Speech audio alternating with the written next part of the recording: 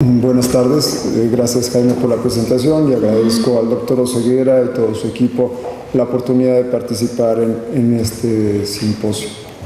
Entiendo que esto es un debate y por ello pongo mi posición desde la primera transparencia. Desde mi punto de vista no existe evidencia para proponer la inhibición de la proteína de transferencia de ésteres de colesterol, conocida como CETP, como una estrategia segura contra la enfermedad coronaria.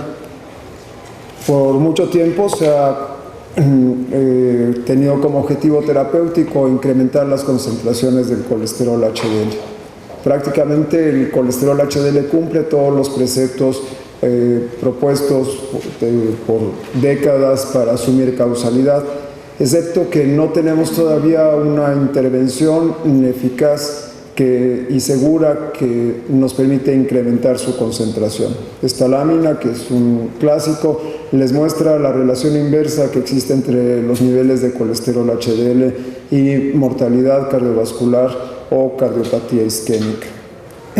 No es peligroso extrapolar que sujetos que de manera espontánea tienen niveles altos de colesterol HDL, al inducir alguna otra intervención que potencialmente lo incremente, obtengamos los mismos resultados. Por ello, se requiere de evidencia más allá de la epidemiológica para poder considerar al colesterol HDL como una meta de tratamiento.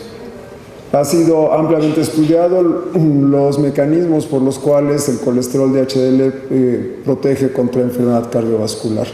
En los últimos años se ha hecho particular énfasis en que el colesterol HDL tiene acciones más allá que el transporte reverso de colesterol. Como ustedes saben, estas partículas captan el colesterol de la periferia para transportarlo al hígado, donde será eliminado a través de la bilis. Sin embargo, la función de las HDL es mucho más allá que su transporte de lípidos. La apoproteína A, que es la proteína que le da la superficie a la partícula, tiene acciones inmunorregulatorias, antiinflamatorias. De hecho, hay varios protocolos en artritis reumatoide en el cual fragmentos de ApoA1 se usan como terapia antiinflamatoria. Y por otra parte, tiene un efecto positivo como antiagregante plaquetario, como antiinflamatorio en la pared vascular y evita la apoptosis, contribuyendo con ello a menor crecimiento de las placas de ateroma. Hace un par de años un grupo de investigadores logró colectar un número grande de pacientes en los cuales se midió una de las funciones de estas partículas, medido por la capacidad de captar colesterol in vitro por parte de las HDLs, y se vio que esta función del HDL, incluso en un modelo multivariado, es un predictor más potente que la misma concentración del colesterol HDL.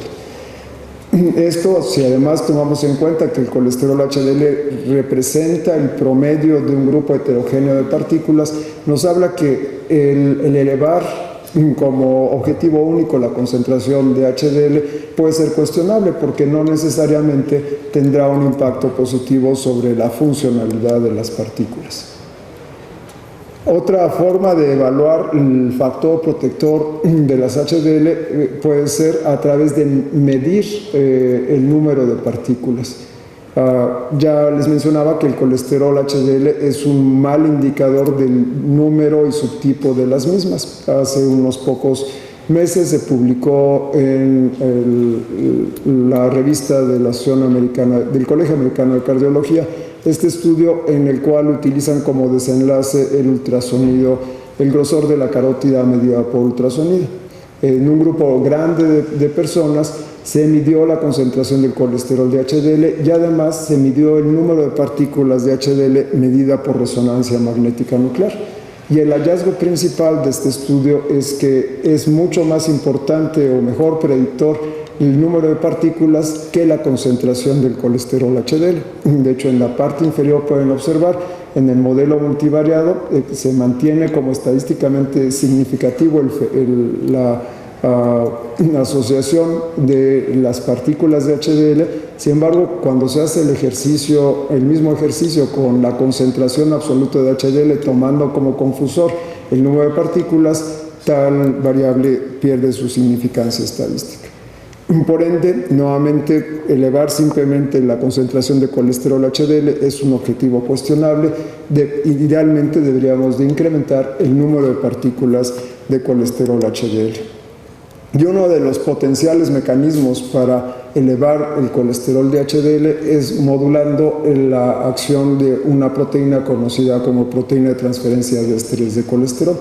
Esta proteína es parte de una familia que también transporta fosfolípidos y otros lípidos de las lipoproteínas, que viaja en el plasma unida a las HDL. Es su estructura cristalográfica, en la cual se forma un puente que permite la transferencia de lípidos desde el extremo carboxiterminal al extremo aminoterminal. La sustitución de algunos aminoácidos rompe la polaridad y con ello el flujo de lípidos a través de este canal. A través de conocer esta estructura secundaria es posible diseñar inhibidores competitivos o ligandos permanentes para las diversas regiones que participan en este proceso. Por muchos años se pensó que podría ser una buena idea inhibir esta enzima, porque en humanos diversos polimorfismos de esta enzima que se asocian a menor actividad de la lipoproteína, se asocia a un pequeño decremento en el número de desenlaces coronarios. Además, en las especies, en animales inferiores que no tienen esta enzima, son resistentes contra la aterosclerosis. Sin embargo, todos los primates y animales superiores tienen esta proteína, lo cual nos habla que es un fenómeno evolutivo y que quizás no es conveniente seguir teniendo el mismo metabolismo de lipoproteínas que los ratones. En esta lámina les muestro algunos de los pasos en que participa la CETP. Tenemos que considerar que es una proteína de transferencia y por lo tanto depende de las concentraciones de sus ligandos. Si ustedes ponen en un tubo de ensayo CETP con una concentración baja de colesterol y una concentración alta de triglicéridos, in vitro pueden cambiar el flujo que sucede en condiciones fisiológicas. Lo mismo sucede si cambian el tipo de lipoproteínas con las que interactúan. Por lo que tenemos que ser muy cuidadosos al analizar artículos que tienen que ver con la funcionalidad del CETP. En condiciones fisiológicas, el gradiente principal ocurre de las partículas que tienen más colesterol, es decir, las que se producen en el hígado y que son potencialmente aterogénicas, y se trasladan a las que estas son las que tienen más triglicéridos, estas son las que proporcionalmente tienen más colesterol.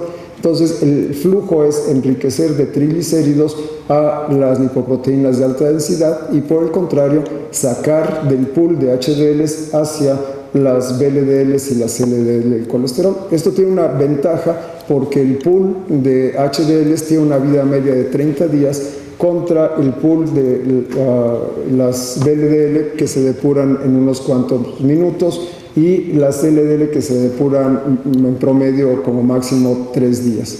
Por lo tanto, la ventaja evolutiva que nos brinda la CETP es hacer un flujo más rápido de las HDLs hacia la bilis por una vía alterna. Algunos autores han propuesto además que también permite el reciclaje de las HDL, dado que al interactuar la CETP con las diversas subclases de HDL, permitiría que se reformaran estas nuevas, que se mantuviera una síntesis constante de HDLs que son ávidas para seguir captando lípidos. Sin embargo, les reitero que esto se tiene que analizar con cuidado porque son ensayos in vitro y que no se ha corroborado esto en el humano.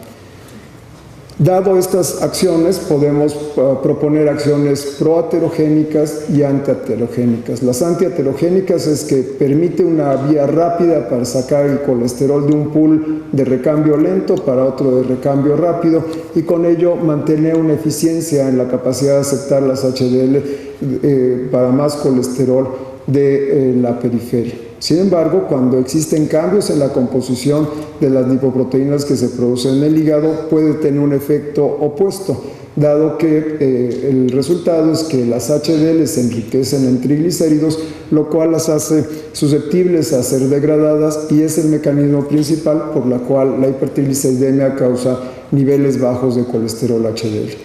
Además, la CETP juega un papel importante en la formación de las subclases pequeñas y densas de las LDL, las cuales tienen mayor avidad por el espacio subendotelial. Pero quizás el mecanismo más preocupante es que al bloquear la transferencia de colesterol de las HDL a las LDL, convierte a las HDL en partículas de gran tamaño que potencialmente pueden alterar su capacidad para seguir cumpliendo sus funciones antiinflamatorias, proliferación de diversos estirpes celulares y con ello induciendo procesos inflamatorios y oxidativos. El resultado de la inhibición es que aparecen partículas de HDL de gran tamaño que en condiciones normales no existen. Un efecto adicional, por lo cual se ha propuesto que la inhibición de CETP es algo positivo, es que disminuye la concentración del colesterol de LDL, debido a que menor cantidad de colesterol es transferido a estas partículas. En un estudio de cinética con torcetrapib, uno de los primeros inhibidores, se demostró que el mecanismo por el cual disminuye el colesterol de LDL no es por su captación, sino porque es eliminado de manera más eficiente. CETP es uno de los genes que se activan cada vez que se depleta de colesterol el hepatocito. Por lo tanto, estos cambios de composición, desde mi punto de vista, tienen una importancia cuestionable. Con todo esto en mente, desde los 70 se empezó a trabajar en diseñar un inhibidor selectivo de CETP. No entraré en detalles porque el doctor Morales seguramente hablará de esto.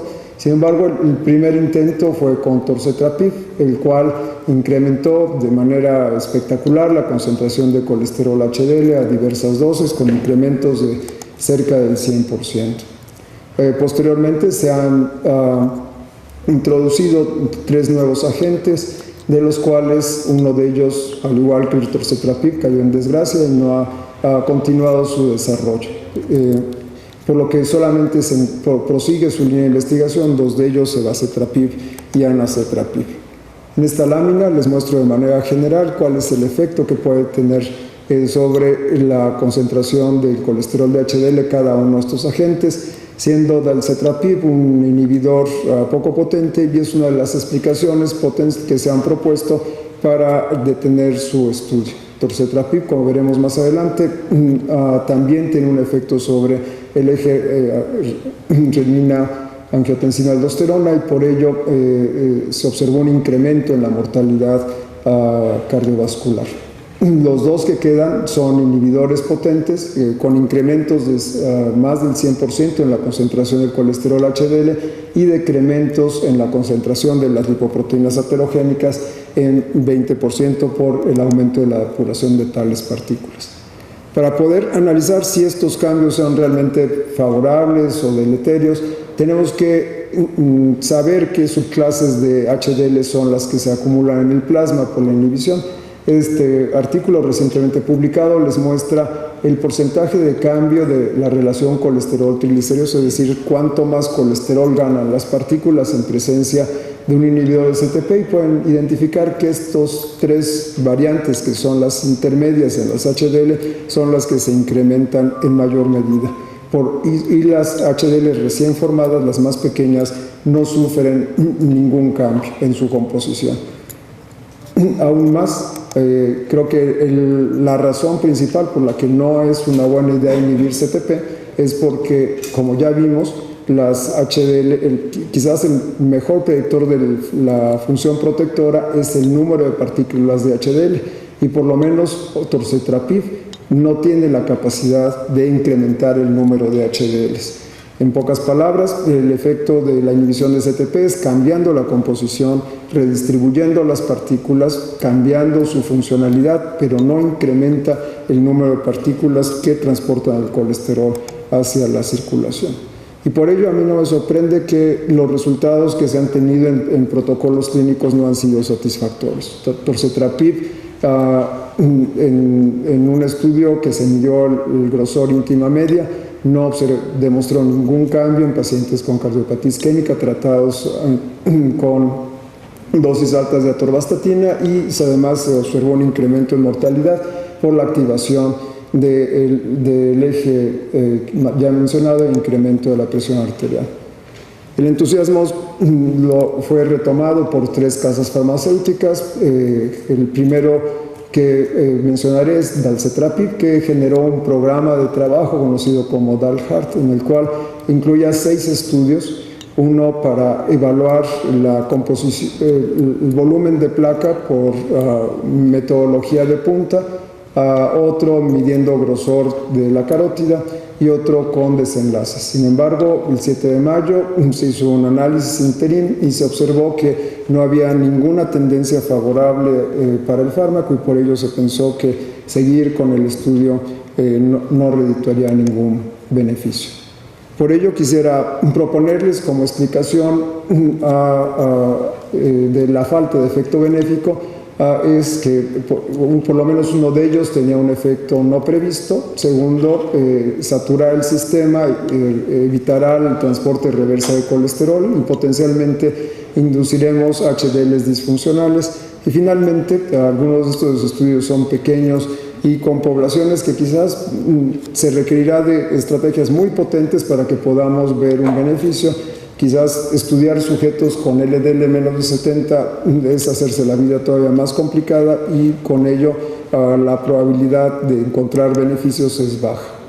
Quizás el mejor modelo es para saber si es bueno o malo inhibir CETP es lo que ocurre de manera espontánea. Esta lámina proviene del estudio de Framingham, en el cual con un seguimiento de casi 20 años se midió la actividad de CETP en la basal, y lo que pueden observar es que aquellos casos que tenían actividad baja tenían menor tasa de sobrevida. O sea que en el modelo natural aquellos que tienen CETP inhibida sobreviven menos a 20 años. ¿Qué nos queda a futuro saber? Es quizás el estudio más grande diseñado a la fecha para conocer una terapia preventiva contra enfermedad cardiovascular, el cual anacetrapib será comparado contra placebo por 4 años en 30.000 casos con enfermedad cardiovascular. Sin embargo, nuevamente escogen una población de alto riesgo, estudiada en múltiples países, usando un desenlace compuesto que esto les habla de la inseguridad de quien diseñó este estudio con 30.000 sujetos para que me meto en problemas de hacer un índice compuesto.